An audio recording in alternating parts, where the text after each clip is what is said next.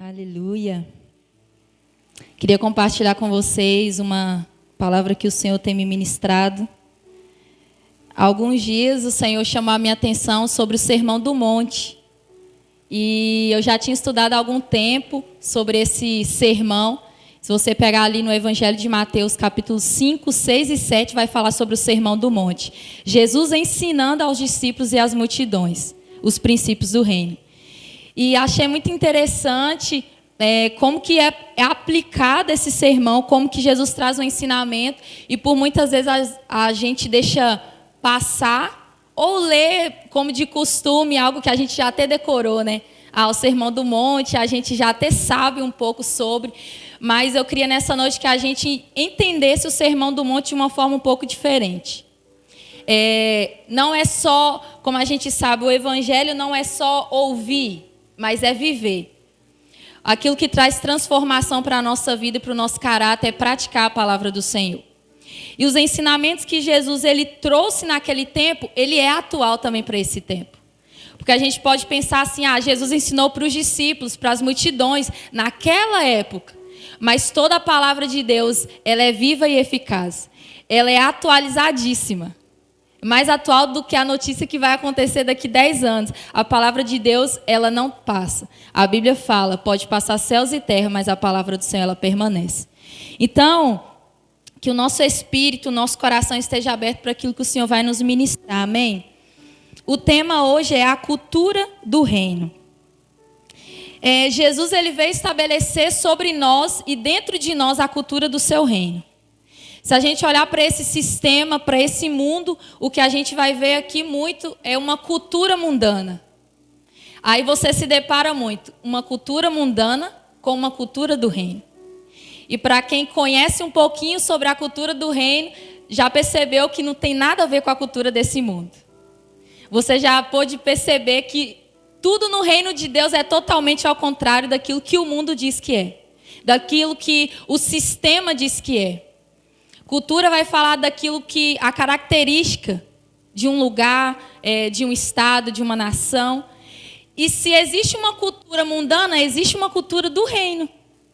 Existem características do reino de Deus que nós, como filhos de Deus, precisamos aprender.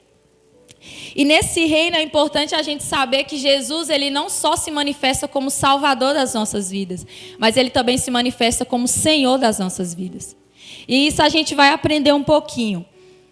Em Filipenses capítulo 2, a partir do versículo 5, abra sua Bíblia comigo. Filipenses 2. Em Filipenses 2 a gente vai entender como que Jesus ele recebeu o direito e a autoridade de ser Salvador e Senhor das nossas vidas. Filipenses 2, a partir do versículo 5. A partir do 5 diz assim: de sorte que haja em vós o mesmo sentimento que houve também em Cristo Jesus, que sendo em forma de Deus, não teve por usurpação ser igual a Deus, mas esvaziou-se a si mesmo, tomando a forma de servo, fazendo-se semelhante aos homens. E achado na forma de homem, humilhou-se a si mesmo, sendo obediente até a morte e morte de cruz. Se você destrinchar esse versículo, você vai perceber 7 degraus voluntários e descendentes de Jesus aqui na terra, no seu esvaziamento.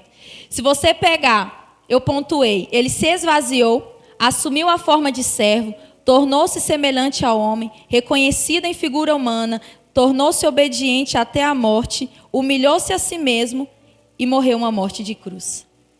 Jesus, ele passou por todo esse processo como homem aqui na terra. Ele sofreu por nós para que ele recebesse a autoridade de se tornar o nosso Salvador.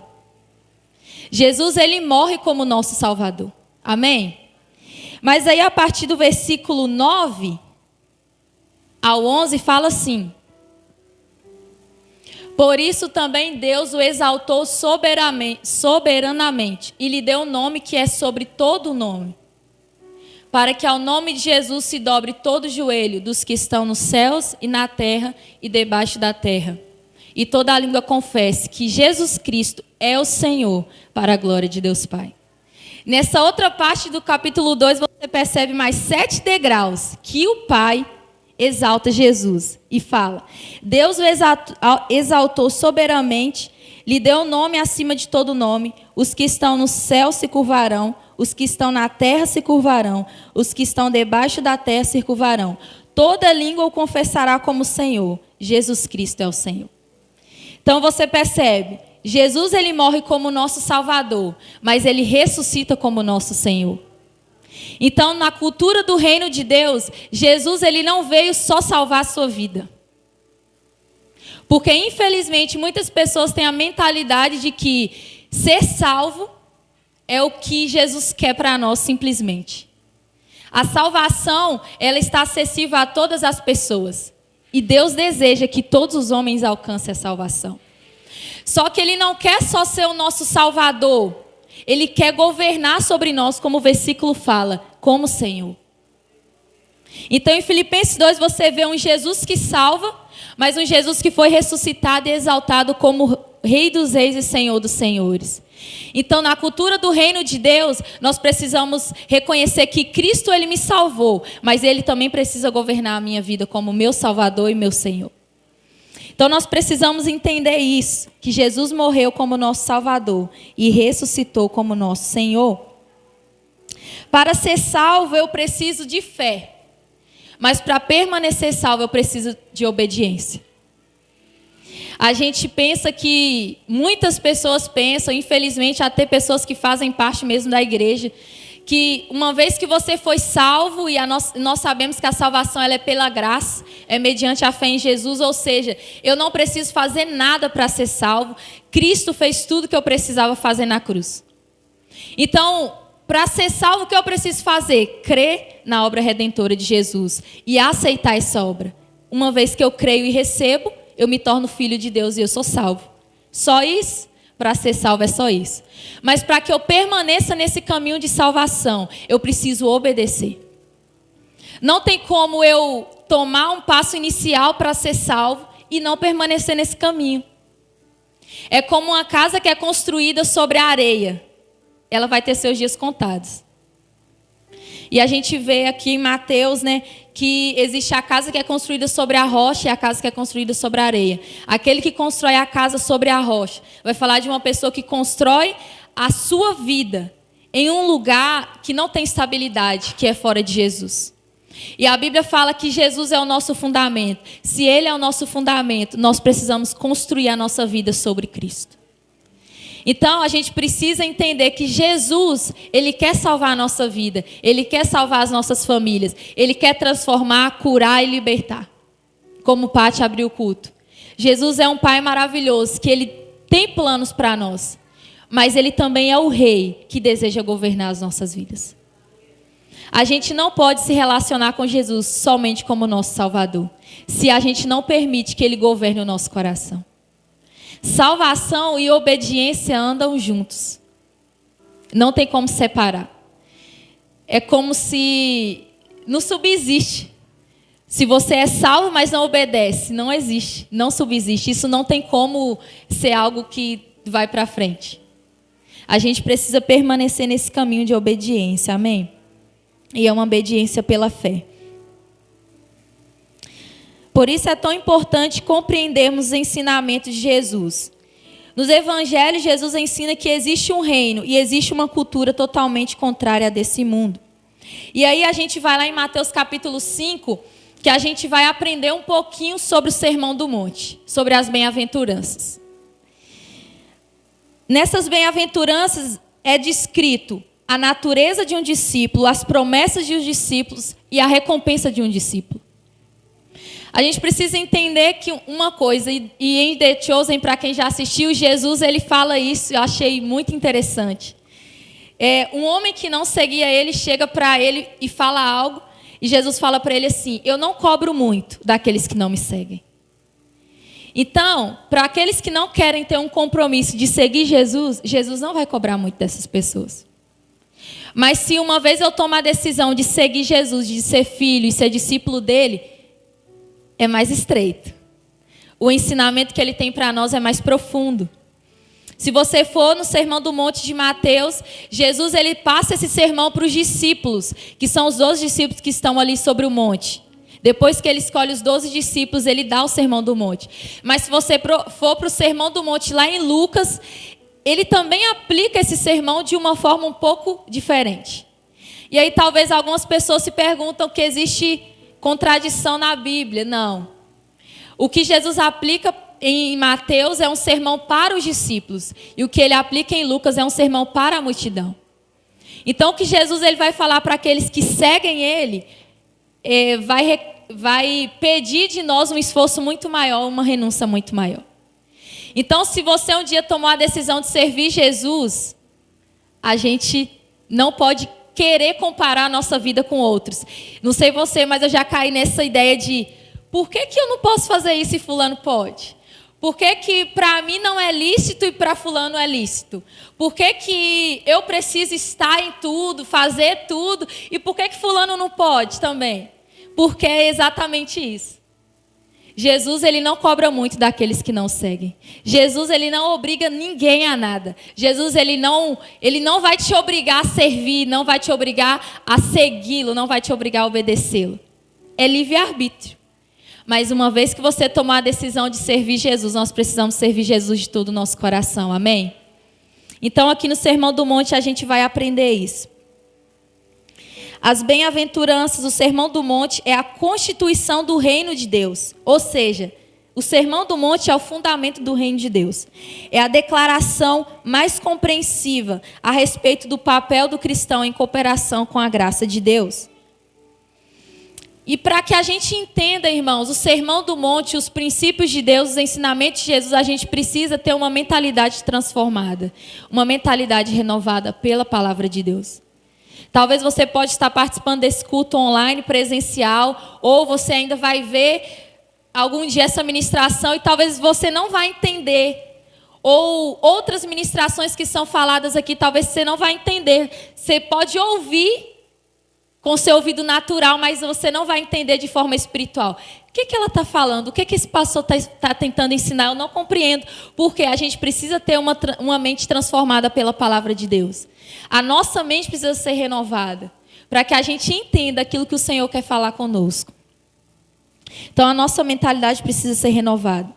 A cultura do reino de Deus é a cultura do ser. O que o Sermão do Monte vai nos ensinar? Que no reino de Deus nós não precisamos fazer, nós já somos em Deus. No Sermão do Monte a gente entende que não é a cultura do fazer, é a cultura do ser. Eu sou em Cristo. Jesus, ele não quer de nós que nós venhamos fazer muita coisa para ele. Na verdade, ele não quer que a gente venha fazer nada. Ele quer que a gente seja quem ele nos formou para ser.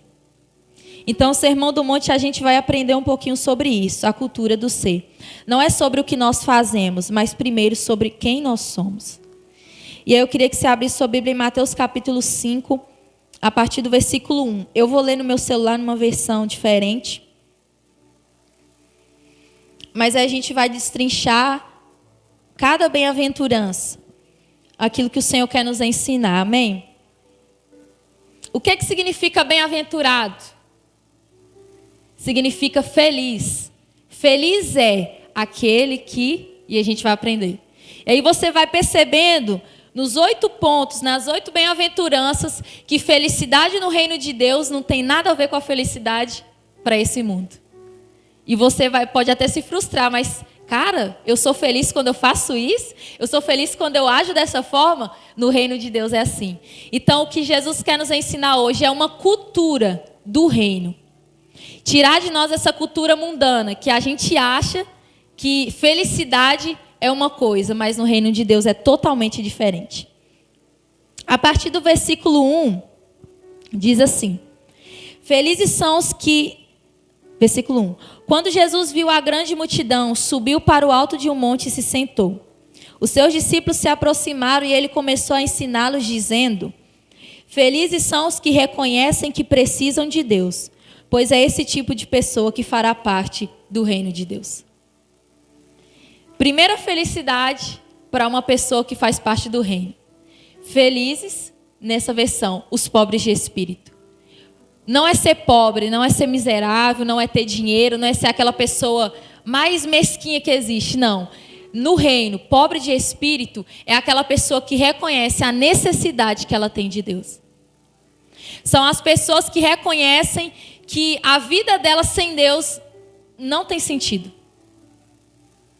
São aquelas pessoas que entendem que a necessidade delas se chama Deus.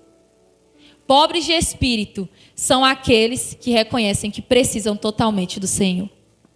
Então, no reino de Deus, você é feliz quando você reconhece que você precisa de Deus. Se você vive uma vida, por mais que nós não somos perfeitos, irmãos, e nós não seremos até que o Senhor venha, a gente vive uma vida e o desejo do nosso coração é sempre buscar o Senhor, é sempre estar perto do Senhor, é sempre conhecer mais o Senhor. Isso é ser pobre em espírito. É você estar declarando para Deus que você sente necessidade de conhecê-lo. Mas, infelizmente, se existe a bem-aventurança, se existe aqueles que são felizes, existe também aqueles que não são felizes. Se felizes são aqueles que reconhecem a necessidade de Deus, aqueles que não reconhecem a necessidade de Deus, eles são infelizes. Por mais que as pessoas que não vivem para Deus, elas acham que vivem uma felicidade, mas elas não são felizes. Porque a nossa verdadeira felicidade se chama Deus. E aqui a gente vai perceber que o Sermão do Monte não vai falar de coisas somente que a gente vai desfrutar aqui na terra, mas vai falar de algo que a gente vai desfrutar no reino eterno, quando a gente estiver com o Senhor na glória. Então, felizes são os que reconhecem que precisam de Deus. E se você perceber, felizes são, como eu falei, no reino, a gente já é em Cristo. Então, no reino, tudo que eu estou falando aqui, felizes são os pobres de espírito, os mansos, todos os pontos que a gente vai falar, são características que nós já somos em Cristo. Uma vez que nós estamos em Cristo, nós já temos essas características. O que é ser pobre de espírito? É reconhecer que nós precisamos de Deus.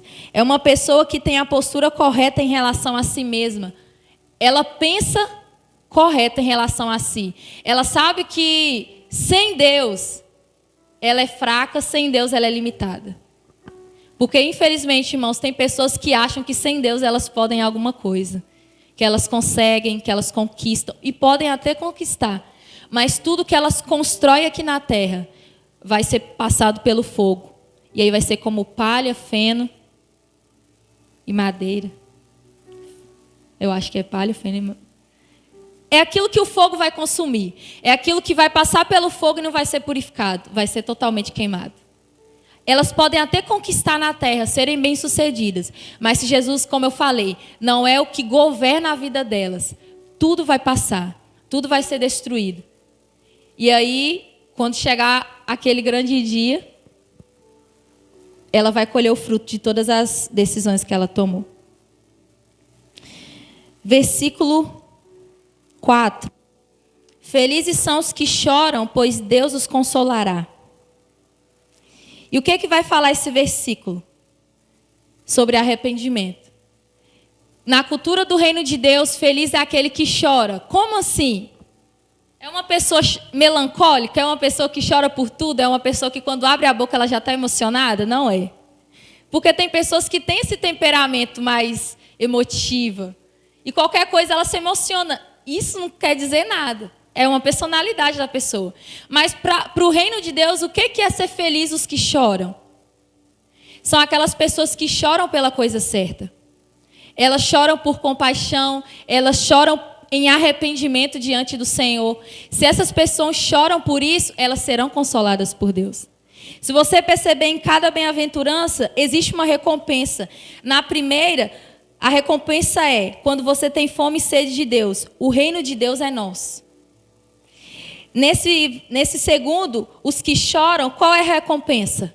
Deus nos consolará. É um consolo na terra, mas também é um consolo eterno.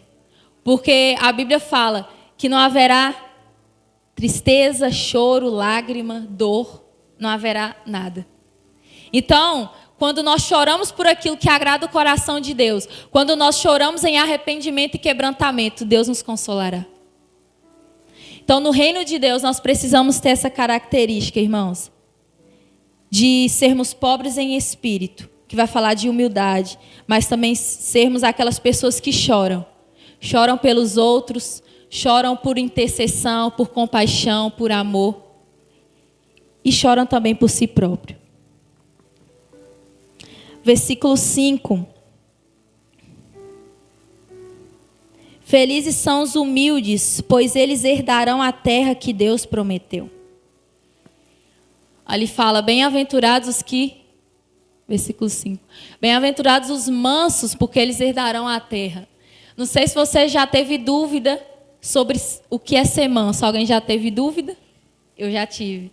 Essa versão fala, felizes os que são humildes. Essa versão fala, bem-aventurados os mansos. O que significa ser manso? Manso não é aquela pessoa quase parando. Aquela pessoa lenta, aquela pessoa mansa, não é isso. O que é ser manso na cultura do reino de Deus? Manso é aquele que obedece o Senhor, sem questionar. É aquele que tem a prontidão em obedecer. É aquele que tem um coração totalmente humilde.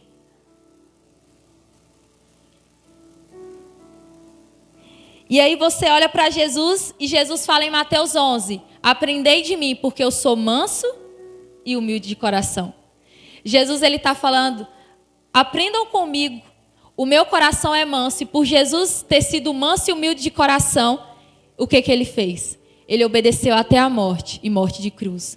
Então, ser manso no reino de Deus é ser uma pessoa totalmente submissa ao Senhor. Tudo que Deus fala, a gente obedece com prontidão. Ainda que talvez seja entregar o nosso Isaac, o filho da promessa. Mas se é o que Jesus e o que Deus deseja de mim, eu vou ser manso, eu vou obedecer. Amém? Então a gente percebe, irmãos, que na cultura do reino de Deus, tudo é ao contrário. Feliz é aquele que deseja o Senhor, feliz é aquele que chora, feliz é aquele que é humilde, feliz é aquele que se arrepende. No mundo, isso não é felicidade. No mundo, isso é desperdício. Eu vou chorar, eu vou buscar a Deus, eu vou me arrepender, eu vou ser manso, eu vou obedecer, para quê? Se eu posso viver da minha forma, se eu posso fazer do meu jeito. Então, como eu falei, Jesus ele não cobra nada daqueles que não seguem. Mas se eu desejo viver uma vida para o Senhor, a gente precisa também viver os princípios do seu reino. E tudo que Jesus fala, cada ensinamento que Jesus fala é crucial para a nossa vida, para o nosso caráter. E aí o versículo 6.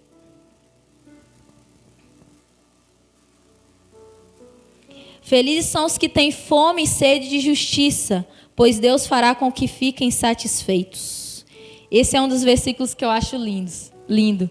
Aquele ali fala, bem-aventurados que têm fome e sede de justiça, porque eles serão fartos. Em outra versão diz, nessa versão aqui não fala assim, mas tem uma outra versão que diz, felizes os que têm fome e sede de fazer a vontade de Deus, porque eles serão totalmente satisfeitos. O que é fazer justiça? Ter fome e sede de justiça. Justiça vai falar da vontade de Deus. Então, no reino, feliz é aquele que anseia em viver pela vontade de Deus. O que é ter fome e sede de justiça? É viver debaixo da justiça de Deus. É caminhar debaixo da graça de Deus.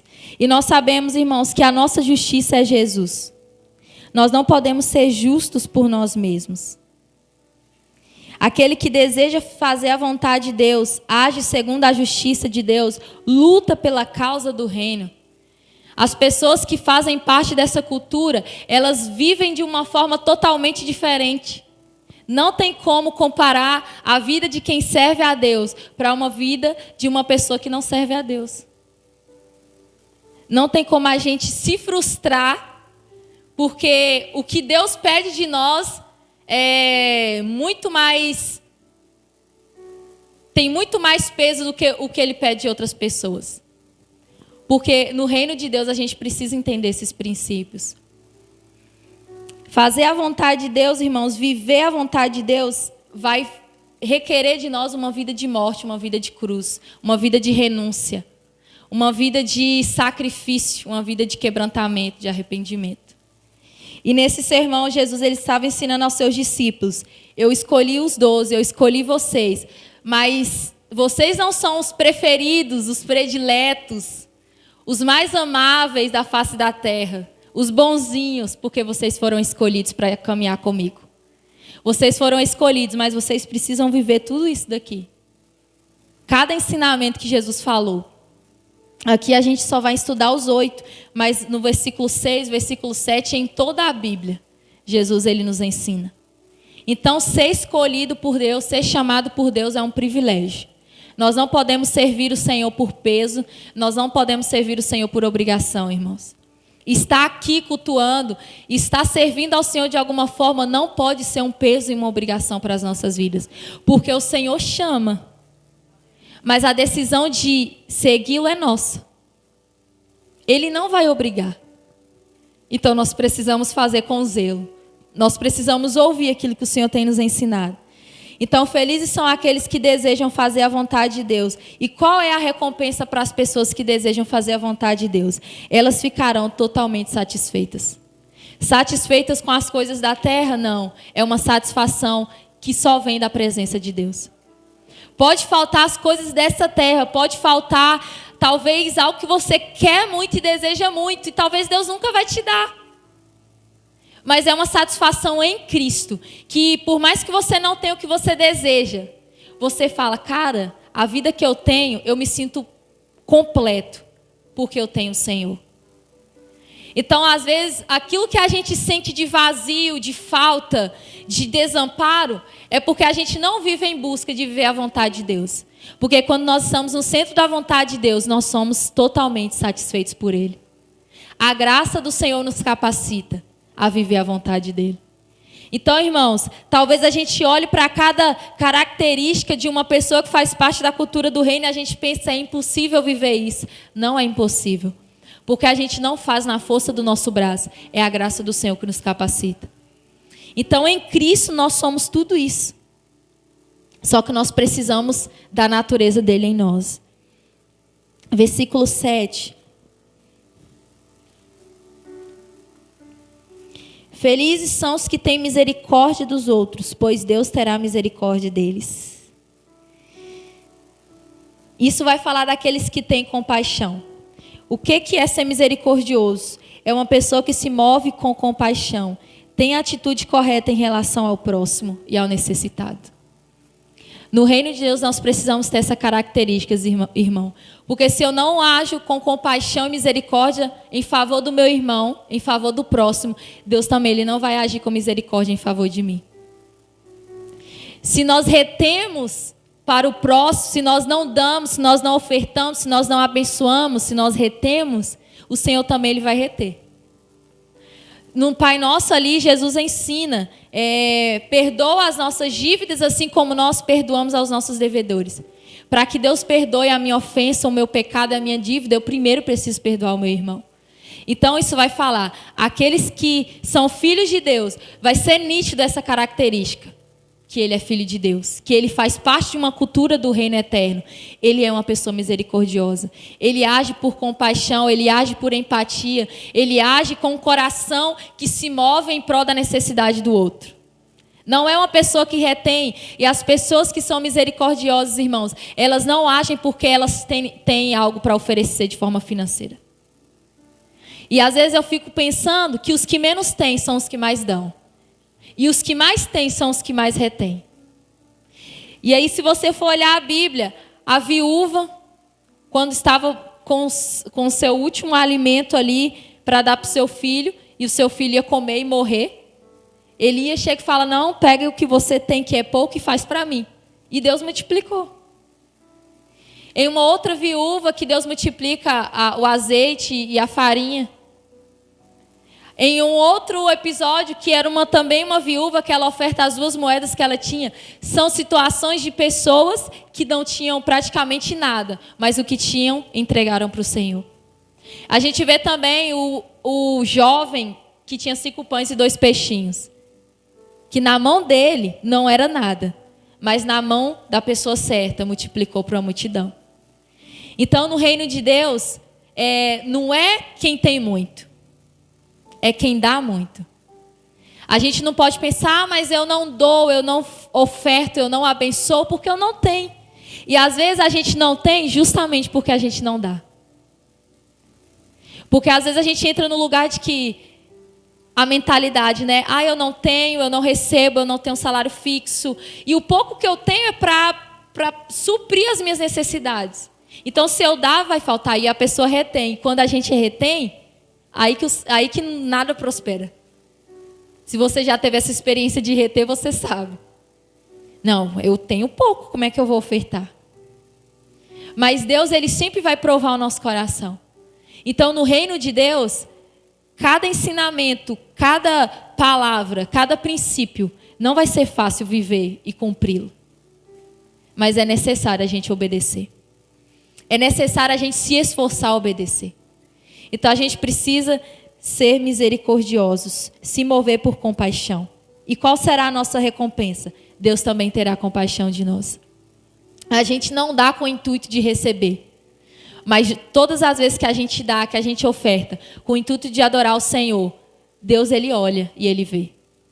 Tudo, irmãos, que nós fazemos, Deus, Ele observa. O fato de você estar aqui hoje, sentado aqui, ou cultuando online, Deus, Ele está observando. A motivação que você está aqui, o porquê você veio a esse culto, o que você fez hoje, cada ato, desde a hora que a gente acordou, Deus, Ele está observando a nossa vida. Então, a gente precisa entender que em todo o tempo o Senhor está nos observando. E isso precisa gerar temor no nosso coração, amém? Versículo 8. Felizes são os que têm um coração puro, pois verão a Deus. E esse é muito interessante. No reino de Deus, as pessoas que têm um coração puro são as únicas que podem ver o Senhor. E o que é ver o Senhor? Ver não vai falar de ver fisicamente, porque nós não temos ainda a condição de contemplar o Senhor face a face, a gente morreria. Mas ver vai falar de ter acesso, de relacionamento. Então, no reino, como eu posso me relacionar e ter acesso ao Senhor? Quando eu tenho um coração puro. E esse coração puro vai falar de santidade. Ter um coração puro no reino vai falar de um estilo de vida santificada, inclusive em pensamentos, intenções e ações. Você percebe a característica de quem é filho de Deus, de quem caminha no reino de Deus, quando você observa que as intenções, as ações e os pensamentos dessa pessoa são santificados. Eu posso saber o que o meu irmão está pensando ou qual a intenção do coração dele? Não posso. Mas o Senhor sabe. Então, no reino de Deus, nós precisamos ter um coração puro, um coração santo, uma mente santa, intenções santificadas, ações santificadas, para que o Senhor seja glorificado em nós e através de nós. E isso agrada o Senhor, irmãos, porque nós não podemos contemplar o Senhor sem santidade. Às vezes a gente vê o nosso irmão contemplando o Senhor, desfrutando da presença do Senhor, rompendo e fluindo, e às vezes a gente está travado, e às vezes a culpa está em tudo, menos em nós, né? Não, a culpa é do louvor, da palavra, do som, da luz. Tudo, a culpa é de tudo, menos da gente. Só que se a gente for observar, às vezes é o meu coração que está impuro. E isso me impede de ver o Senhor. E não é só o coração estar impuro. Se eu não perdoo o meu irmão, isso me impede de ver o Senhor. Se eu guardo mágoa, isso me impede de ver o Senhor. Se eu estou frustrado com alguém, com algo ou com Deus, isso me impede de ver o Senhor. Então, em todo tempo, a gente precisa voltar a nossa vida para a palavra de Deus e observar e pensar: por que será que eu talvez não estou desfrutando da palavra de Deus? Porque eu não estou desfrutando da presença de Deus? Porque talvez existam algumas áreas das nossas vidas que ainda nós não permitimos que o Senhor governe, que o Senhor reine. Então, que nós possamos nessa noite permitir que o Senhor governe o nosso coração, amém? Esse é o desejo do Senhor sobre nós. Versículo 9. Felizes são os que fazem a paz, pois Deus os chamará de filhos. Esse é interessantíssimo. Bem-aventurados os pacificadores, porque eles serão chamados filhos de Deus. Você quer reconhecer um filho de Deus? É se ele é um pacificador. Se a gente conhece uma pessoa, que eu sei que aqui todo mundo é pacificador, amém? Mas eu sei que você conhece uma pessoa que causa conflito.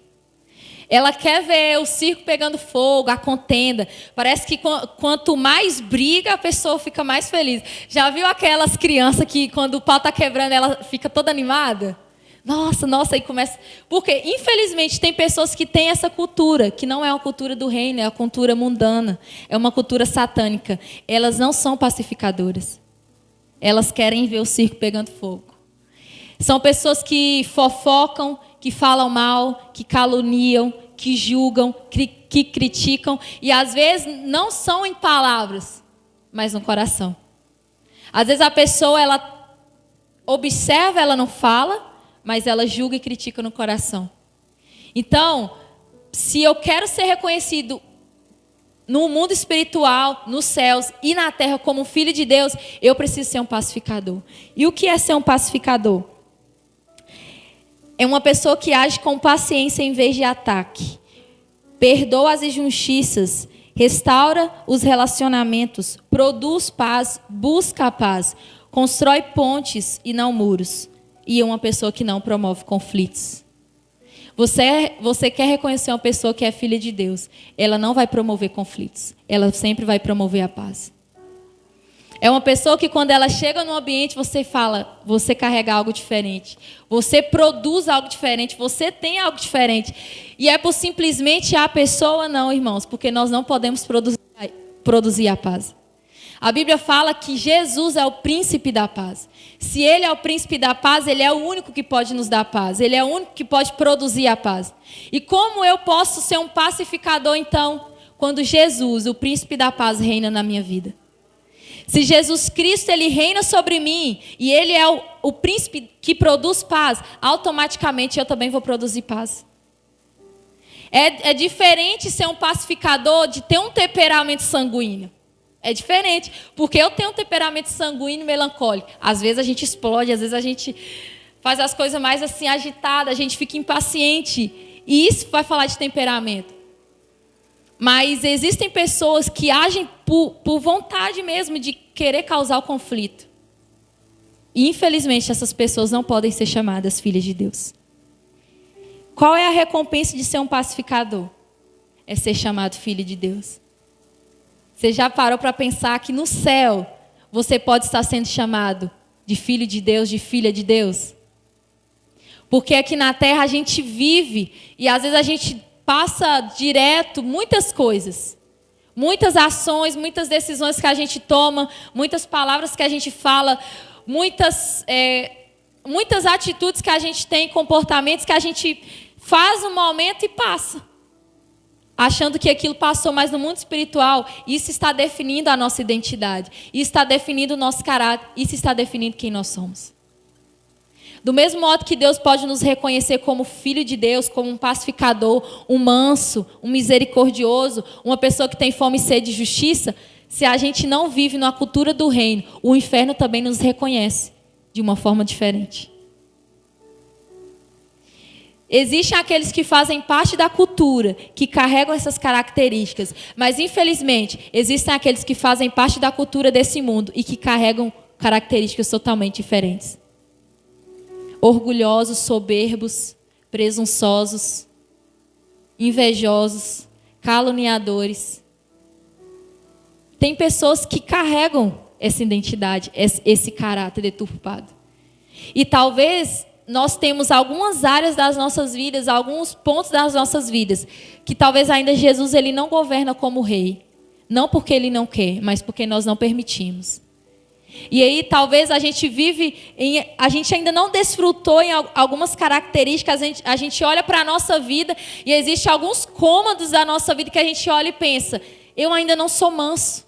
Eu ainda não consigo obedecer a Deus com facilidade. Eu ainda não consigo desejar o Senhor. Eu ainda não consigo ser misericordioso. Eu ainda não consigo ser um pacificador. Por quê? Porque Jesus não reina como Senhor sobre nós.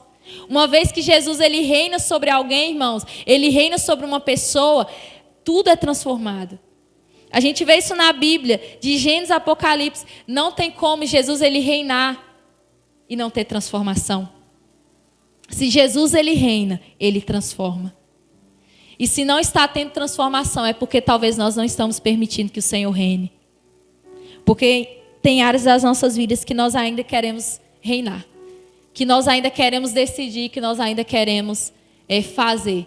Por isso que a cultura do reino, o centro, a mensagem central não é bênção, não é prosperidade, não é só receber. A mensagem central do reino é dar, é oferecer, é morrer e renunciar. Por isso que Jesus ele morreu numa cruz, ele se entregou. Para ele nos ensinou que no reino de Deus a mensagem central é arrepender-vos. Negue-se a si mesmo, tome a sua cruz e siga-me. Existe bênçãos, existe cura, existe tudo, existe provisão, existe prosperidade. Mas essa não é a mensagem central que o Senhor deseja para nós. Isso vai ser consequência. Quando o Senhor é o nosso Senhor, quando Ele estabelece o senhorio dele sobre nós, isso tudo vai ser consequência. Então nós precisamos entrar nesse lugar, amém? De sermos pacificadores. E o versículo 10 ao 12 é maravilhoso. Diz assim: bem-aventurados, felizes são os que sofrem perseguição por causa da justiça, porque deles é o reino dos céus. Bem-aventurados sois vós quando vos injuriarem, perseguirem, mentindo, disserem todo o mal contra vós por minha causa. Exultai e alegrai-vos, porque é grande o vosso galardão nos céus, porque assim perseguiram os profetas que foram antes de vós. Bem-aventurados os que são perseguidos. Bem-aventurados os que são maltratados, caluniados, julgados, criticados, difamados. E aí, o que ler isso gera em nós? Felicidade? Gera tristeza. Quando você é caluniado, injuriado, quando falam mal de você, quando dizem uma mentira ao seu respeito, qual é a nossa primeira atitude? Querer agir por justiça própria, querer justificar, querer falar que a gente está certo. Só que na cultura do reino de Deus, a gente não pode entristecer, porque a gente está sendo julgado e perseguido por fazer a vontade de Deus. Se você está sendo perseguido porque você está fazendo a vontade de Deus, a Bíblia fala, alegrem-se. E qual vai ser a nossa recompensa? Grande é o vosso galardão nos céus. Você tem noção de que é ser grande o vosso galardão nos céus? Aqui na terra, talvez, irmãos, a gente não vai ter nada aos olhos humanos. A gente vai ser perseguido, vão mentir ao nosso respeito, vão falar mal, vão falar que a gente está desperdiçando a nossa vida em servir Jesus. E aqui na terra a gente não vai receber galardão natural. Mas a Bíblia fala que grande é o nosso galardão nos céus. Então a gente precisa entender que na cultura do reino de Deus, eu sou feliz quando eu sou perseguido por fazer a vontade de Deus.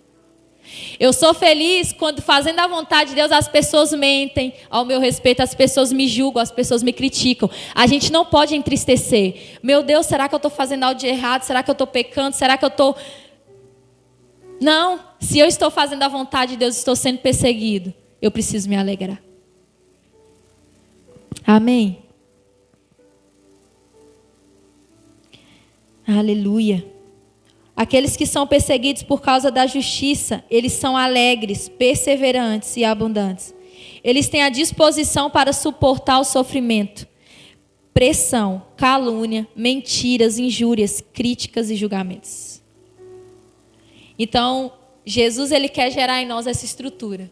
Que por mais que a gente leve pedrada, por mais que a gente sofra, por mais que a gente passe por dificuldades e momentos difíceis, por viver a vontade dele, a gente precisa se alegrar. Como a Paty falou, a gente vai viver, é inevitável, problemas. Isso não pode nos paralisar.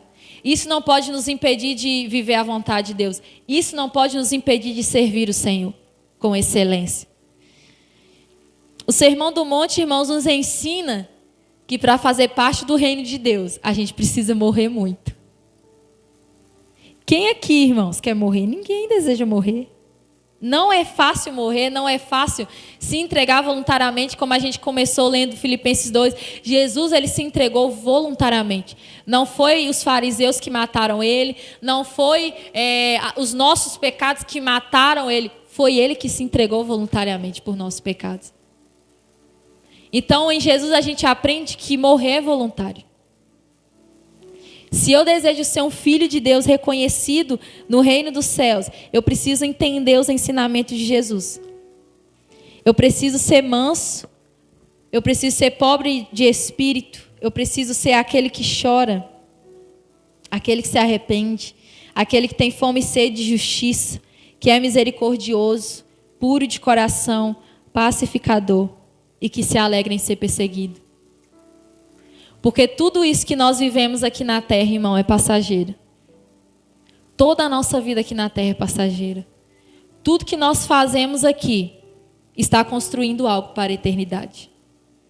Então a gente precisa entender em Deus o que o Senhor deseja nos ensinar. Como nós podemos viver aqui nessa terra. Nós precisamos representar um reino e um rei.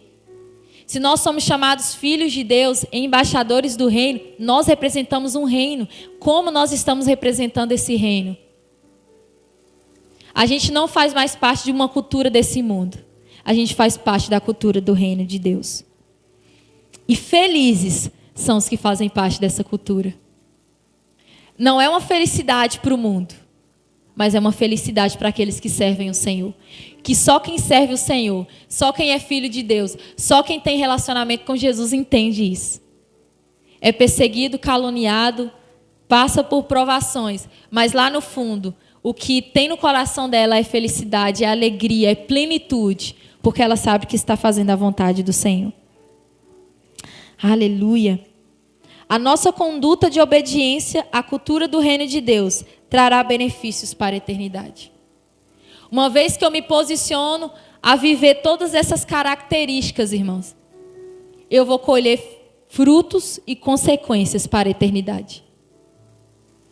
Por mais que a gente não perceba, cada culto que a gente participa, cada célula, cada domingo, cada quarta-feira, cada tenda, cada escola sacerdotal, cada santa ceia, cada momento que a gente tem como corpo de Cristo, como igreja do Senhor, por mais que a gente não perceba de forma natural, o Senhor está construindo algo em nós. Como eu falei, Jesus ele veio para colocar dentro de nós o reino dele, a cultura do reino dele. Então, para que a cultura do reino de Deus seja implantada em nós, a cultura desse mundo precisa sair. O que a gente acha que não está de acordo com a cultura do reino de Deus precisa sair de nós, precisa morrer dentro de nós. E nós precisamos permitir que o Senhor faça isso. E é através da obediência pela fé. A graça de Deus nos capacitará a viver tudo isso. Em Cristo, nós já somos. Em Cristo, irmãos, nós somos tudo aquilo que foi falado. A nossa identidade em Cristo, a nova criatura em Cristo, já é tudo isso que foi falado. Por que nós não desfrutamos disso? Porque talvez ainda a natureza de Jesus não está em nós. E a natureza dele em nós precisa ser gerada. Se Jesus reina como Senhor sobre nós, a natureza dele é gerada em nós. E todas essas características serão fruto e não esforço. Eu preciso me esforçar para ser tudo isso que foi dito? Eu preciso me esforçar para ser manso, para ser humilde, para chorar, para ser misericordioso, para ser... Eu preciso me esforçar? Não preciso. Não é força. Porque uma hora a gente vai cansar. E na nossa força a gente não produz nada. Mas eu preciso produzir tudo isso. Como o fruto do Espírito é produzido. Só que para que eu produza isso, a natureza de Jesus precisa estar em mim. Precisa estar em nós. Uma vez que Jesus ele reina sobre a minha vida como rei, como Senhor, como Salvador, a natureza dele também está em mim. E uma vez que a natureza dele está em mim, eu vou produzir todas essas características. Então, se existe alguma área da minha vida que eu percebo que, Senhor, eu ainda não tenho essa característica, a cultura do reino do Senhor ainda precisa entrar em mim, precisa ser produzida em mim, eu ainda preciso ser transformada em muita coisa. Nós precisamos permitir que o Senhor ele governe sobre nós totalmente. Deus ele não divide trono. Eu vou sentar na beirinha do trono e o diabo senta na outra beirinha. Não existe, irmãos. Se o trono do seu coração é Jesus que reina, é Jesus que reina. Se não é Jesus que reina, é Satanás que reina. Infelizmente, não existe neutralidade.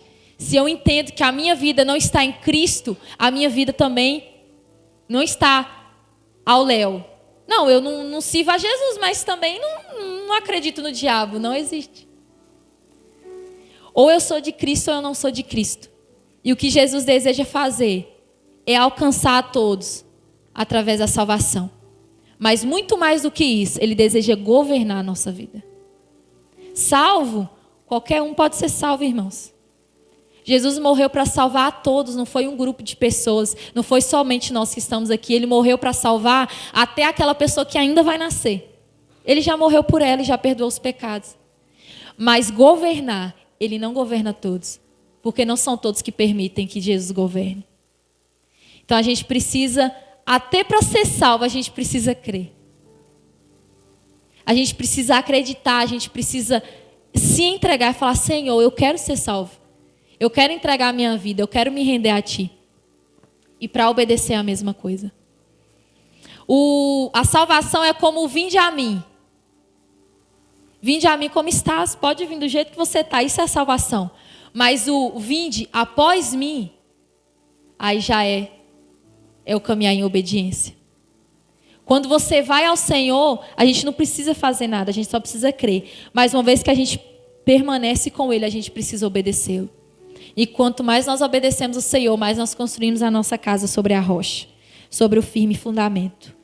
Abra sua Bíblia para a gente finalizar em 2 Pedro, segunda carta de Pedro, capítulo 1.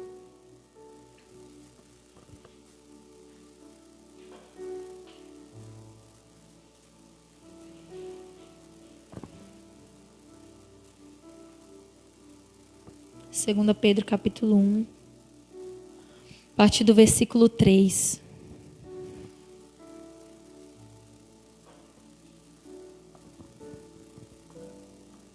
Diz assim: visto como o seu divino poder nos deu tudo o que diz respeito à vida e piedade, pelo conhecimento daquele que nos chamou pela sua glória e virtude, pelas quais ele nos tem dado grandíssimas e preciosas promessas, para que por elas fiqueis participantes da natureza divina, havendo escapado da corrupção que pela concupiscência há no mundo. O versículo 3 volta. Diz assim: visto como seu divino poder nos deu tudo o que diz respeito à vida e piedade. Irmãos, pelo divino poder de Deus, pela graça de Deus, nós podemos desfrutar de todas essas coisas. E o versículo 4 diz assim: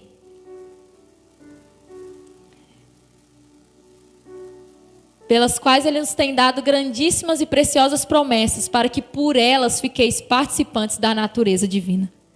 Nós podemos ser participantes da natureza divina. Não é algo inacessível servir o Senhor.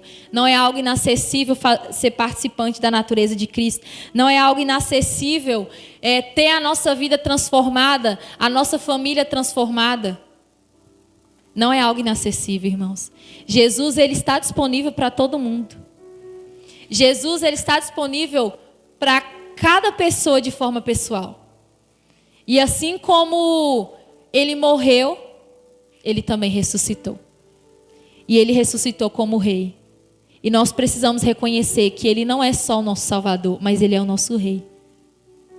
Como eu falei, salvação sem obediência não subsiste. Uma vez que eu sou salvo, eu preciso caminhar em obediência e permanecer nisso. E é diário, a gente pode obedecer hoje, mas a gente também precisa obedecer amanhã. A gente precisa obedecer depois de amanhã. Todos os dias a gente precisa morrer para nós mesmos. Todos os dias a gente precisa obedecer o Senhor. É sacrifício, irmãos. A Bíblia fala, é porta estreita, é renúncia. Jesus, ele nunca iludiu os discípulos. Jesus, ele nunca deu uma pincelada, falou mais ou menos o que seria segui-lo. Ele falou: não tenho onde nem reclinar a cabeça, se vocês quiserem me seguir. Porque Jesus sabia quem ele era e ele sabia para qual propósito ele tinha vindo ao mundo. Então, nós precisamos viver isso tudo que Jesus ele propôs para nós. E é através da graça. A Bíblia diz que pela graça nós somos salvos. Mas é por essa mesma graça que nós também somos capacitados a viver a vontade de Deus. E a graça do Senhor, ela nos alcança de uma forma que ela perdoa os nossos pecados. Mas ela também nos alcança de uma forma que ela nos dá força para permanecer na vontade de Deus. Então, tudo que nós ouvimos acerca da palavra de Deus, nós precisamos absorver pela fé. Porque se a gente absorver de forma natural, a gente vai se frustrar. E a gente vai pensar, eu não vou conseguir viver isso. Para mim isso é impossível, para mim isso é inacessível. Muitas vezes eu já pensei isso. Terminar uma ministração, um culto, uma festa, um congresso, você pensar, cara, eu nunca vou conseguir viver esse nível. Porque a gente precisa entender que é a graça do Senhor que nos capacita. Não é o nosso esforço. Amém? Então eu queria que você ficasse de pé, para que nessa noite nós nos rendêssemos diante daquele que pode nos capacitar. Daquele que tem poder de transformar as nossas vidas, transformar a nossa condição, governar sobre nós. Se nessa noite você entende que a sua vida precisa ser governada pelo Senhor, que você, aí onde você estiver, você possa se render ao Senhor de todo o seu coração. Talvez a gente já fez uma oração de recebendo o Senhor uma vez na nossa vida. Talvez em algum dia, em algum culto, a gente teve a oportunidade de receber o Senhor. Mas a gente precisa todos os dias declarar para o Senhor que Ele é o Senhor e Salvador das nossas vidas. Que Ele é aquele que governa, aquele que reina. Então que você tenha esse tempo para dizer para o Senhor que você deseja fazer parte da cultura do reino dEle. Que você deseja ser governado pelo senhorio dEle. Em nome de Jesus. Pai, nessa noite, Jesus, nós queremos reconhecer que o Senhor é o nosso Salvador, mas o Senhor também é o nosso Senhor. Nós estamos aqui diante da Tua presença, Deus, reconhecendo que nós não somos nada sem Ti, Deus. Reconhecendo que tudo que o Senhor ensinou em Sua palavra é aquilo que nós desejamos viver, Senhor. É aquilo que nós desejamos colocar em prática. Pai, por isso nessa noite nós declaramos que o Senhor, Pai, é o Senhor das nossas vidas, aquele que governa a nossa vida, aquele que governa o nosso coração. Nós pedimos para que o Senhor tenha misericórdia de nós, para que o Senhor nos perdoe por todas as vezes que nós, ó Deus, decidimos viver uma vida que não agrada ao Senhor. E nos perdoe, Senhor, se nós ainda estamos vivendo uma vida fora do Seu governo. Nessa noite nós clamamos a Tua misericórdia, nós clamamos o Teu perdão, Senhor. Venha sobre nós nessa noite, Pai. Venha sobre as nossas vidas, sonda os nossos corações, vê se há em nós algum caminho mau e guia-nos pelo caminho reto, pelo caminho da justiça. Cria em nós um coração puro, Senhor. Cria em nós um coração santo, um coração que Te agrada, um coração santificado. Faz de nós homens e mulheres segundo o Teu coração. Nós oramos para que o Senhor governe sobre nós, governe sobre o nosso coração de forma completa, Senhor. Nós não queremos ser só, Pai, salvos pelo Senhor, mas nós desejamos ser governados pelo Senhor. Por isso nessa noite nós oramos ao Teu Espírito Santo, que nos transforme de dentro para fora, que nos convença, que mude a nossa mentalidade, que a nossa mentalidade seja uma mentalidade do reino de Deus, que a cultura do Seu reino seja implantada dentro de nós, seja inculcada dentro de nós, que nós possamos viver como geração eleita, sacerdócio real, povo de propriedade exclusiva do Senhor, Pai. Em nome de Jesus Cristo, nós queremos fazer parte daqueles que serão chamados filhos de Deus. Nós desejamos fazer parte, Senhor, daqueles que agradam Teu coração, daqueles que vivem pela justiça do Senhor, daqueles que vivem para viver a Tua vontade, para proclamar a Tua vontade. Que o Senhor nos ajude nessa noite, Pai. Que o Senhor nos fortaleça, que o Senhor nos sustente, que o Senhor seja o nosso sustento, a nossa força. Que a graça do Senhor venha nos capacitar a permanecer no Senhor. Não é somente crer, mas é obedecer ao Pai todos os dias. Por isso gera em nós esse anseio e esse desejo de conhecer o Senhor cada vez mais. Que a nossa fé seja aumentada, Senhor. Que cada irmão seja fortalecido pela Tua presença. Que nós venhamos ser fortalecidos no Senhor e na força do Seu poder. Que nós venhamos ser participantes da natureza gloriosa do Senhor. E que o Senhor governe sobre nós, o nosso espírito, a nossa alma e o nosso corpo. Nós nos rendemos ao Senhor nessa noite completamente. Nós nos rendemos ao Senhor totalmente, Pai. Em nome de Jesus. Em nome de Jesus, ó Deus. Nós rendemos ao Senhor toda a honra e glória, porque nós reconhecemos que o Senhor é o Senhor, é o Rei dos Reis, é o nosso Salvador, é o nosso Rei, é o nosso Pai, aquele que, ó Deus, tem nos transformado a cada dia. Por isso nós te adoramos nesse lugar, Pai. Nós rendemos graças ao Senhor, em nome de Jesus.